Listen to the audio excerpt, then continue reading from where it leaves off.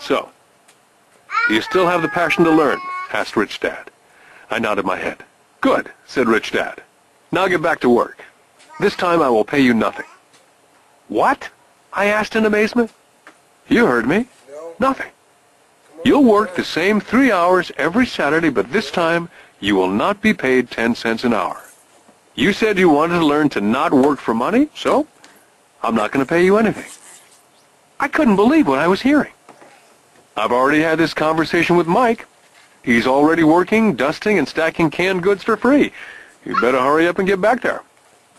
I stood there, still not believing what a raw deal I'd been handed. Here I came to ask for a raise, and now I was being told to keep working for nothing. Rich Dad tapped me on the head and said, "Use this. Now get out of here." I didn't tell my poor dad I wasn't being paid. He would not have understood, and I did not want to try to explain something that I did not yet understand myself. For 3 more weeks, Mike and I worked for 3 hours every Saturday for nothing. The work didn't bother me, and the routine got easier. It was the missed baseball games and not being able to afford to buy a few comic books that got to me. Rich Dad stopped by at noon on the 3rd week. We heard his truck pull up in the parking lot and sputter when the engine was turned off. He entered the store and greeted Mrs. Martin with a hug. After finding out how things were going in the store, he reached into the ice cream freezer, pulled out 2 bars, paid for them, and signaled to Mike and me, "Let's go for a walk, boys." We crossed the street, dodging a few cars, and walked across a large grassy field where a few adults were playing softball. Sitting down at a remote picnic table, he handed Mike and me the ice cream bars. "How's it going, boys?" "Okay," Mike said. I nodded in agreement. "Learn anything yet?" Rich Dad asked. Mike and I looked at each other, shrugged our shoulders, and shook our heads in unison. "Well, you boys had better start thinking. You're staring at one of life's biggest lessons. If you learn the lesson, you'll enjoy a life of great freedom and security.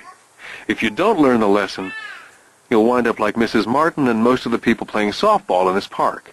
They work very hard for a little money, clinging to the illusion of job security, looking forward to a 3-week vacation each year and a skimpy pension after 45 years of work. Now, if that excites you, I'll give you a raise to 25 cents an hour." "But these are good, hard-working people. Are you making fun of them?" I demanded. A smile came over Rich Dad's face. "Mrs. Martin's like a mother to me, and I would never be that cruel. I may sound cruel because I'm doing my best to point something out to the 2 of you. I want to expand your point of view so you can see something most people never have the benefit of seeing because their vision is too narrow. Most people never see the trap they're in." Mike and I sat there uncertain of his message. He sounded cruel, yet we could sense he was desperately wanting us to know something. With a smile, Rich Dad said, "Doesn't that 25 cents an hour sound good? Doesn't that make your heart beat a little faster?" I shook my head no, but it really did. 25 cents an hour would be big bucks to me. "Okay, I'll pay you $1 an hour," Rich Dad said with a sly grin. Now my heart was beginning to race. My brain was screaming, "Take it, take it." I could not believe what I was hearing. Still, I said nothing. "Okay, $2 an hour." My little 9-year-old brain and heart nearly exploded. After all, it was 1956, and being paid $2 an hour would have made me the richest kid in the world. I couldn't imagine earning that kind of money. I wanted to say yes, but somehow my mouth stayed silent. Maybe my brain had overheated and blown a fuse, but deep down I badly wanted that $2 an hour. The ice cream had melted and was running down my hand. Rich Dad was looking at 2 boys staring back at him, eyes wide open and brains empty. He knew that he was testing us, and he knew there was part of our emotions that wanted to take the deal. "Okay," he said, $5 an hour. Suddenly there was a silence from inside me. Something had changed. The offer was too big and had gotten ridiculous. Not too many grown-ups in 1956 made more than $5 an hour. The temptation disappeared and a calm set in. Slowly I turned to my left to look at Mike. He looked back at me. The part of my soul that was weak and needy was silenced. The part of me that had no price took over. There was a calm and a certainty about money that entered my brain and my soul. I knew Mike had gotten to that point also.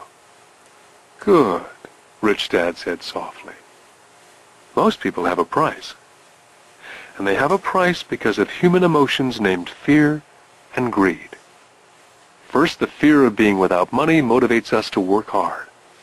And then once we get that paycheck, greed or desire starts us thinking about all the wonderful things money can buy. The pattern is then set." "What pattern?" I asked. "The pattern of get up, go to work, pay bills, get up, go to work, pay bills." Their lives are then run forever by two emotions, fear and greed. Offer them more money, and they continue the cycle by also increasing their spending. This is what I call the rat race.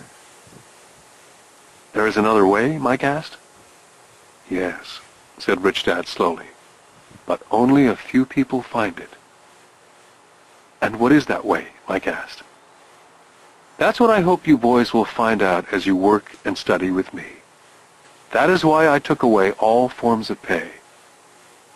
"Any hints?" Mike asked. "We're kind of tired of working hard, especially for nothing." "Well, the first step is telling the truth," said Rich Dad. "We haven't been lying," I said. "I did not say you were lying. I said to tell the truth," Rich Dad came back. "The truth about what?" I asked. "How you're feeling," Rich Dad said. "You don't have to say it to anyone else, just yourself." "You mean the people in this park, the people who work for you, Mrs. Martin, they don't do that?" I asked. "I doubt it," Rich Dad said. "Instead, they feel the fear of not having money. Instead of confronting the fear, they react instead of think. They react emotionally instead of using their heads," Rich Dad said, tapping us on our heads. "Then they get a few bucks in their hands, and again the emotion of joy and desire and greed take over. And again they react instead of think." "So their emotions do their thinking," Mike said. "That's correct," said Rich Dad. "Money is running their lives, and they refuse to tell the truth about that. Money is in control of their emotions, and hence their souls." Rich Dad sat quietly, letting his words sink in. Realizing we had absorbed as much as possible of what he was talking about, Rich Dad said, "I want you boys to avoid that trap. That is really what I want to teach you. Not just to be rich, because being rich does not solve the problem." "It doesn't?" I asked, surprised. "No, it doesn't. Let me finish with the other emotion, which is desire. Some call it greed, but I prefer desire. It's perfectly normal to desire something better, prettier, more fun or exciting. So people also work for money because of desire. They desire money for the joy they think it can buy. But the joy that money brings is often short-lived, and they soon need more money for more joy, more pleasure, more comfort, more security. So they keep working, thinking money will soothe their souls that are troubled by fear and desire. But money cannot do that. Even for rich people?" Mike asked. "Rich people included," said Rich Dad. "In fact, the reason many rich people are rich is not because of desire, but because of fear. They actually think that money can eliminate that fear of not having money, of being poor. So they amass tons of it only to find out that the fear gets worse. They now fear losing it. I have friends who keep on working even though they have plenty. I know people who have millions who are more afraid now than when they were poor. They're terrified of losing all their money. I want to teach you to master the power of money, not be afraid of it.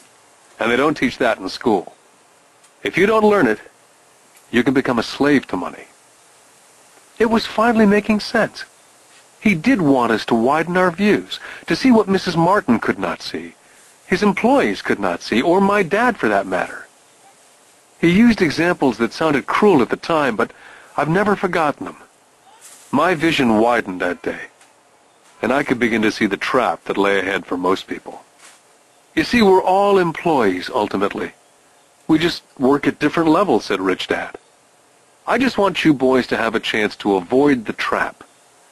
The trap caused by those two emotions, fear and desire. Use them in your favor, not against you. That's what I want to teach you. I'm not interested in just teaching you to make a pile of money. That won't handle the fear or desire.